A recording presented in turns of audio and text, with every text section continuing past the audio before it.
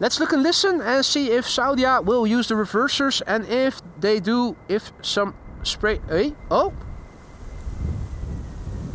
Oh? Oh! What a surprise there! Yeah!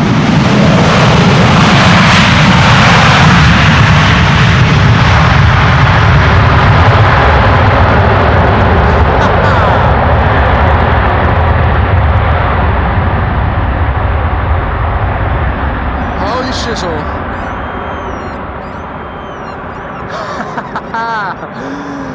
That's one for the books. What a tease. It almost looked like there was a little updraft or something. Don't know what happened there, but it was spectacular to see. And to hear. Is there still plenty of moisture on the runway? The answer is yes.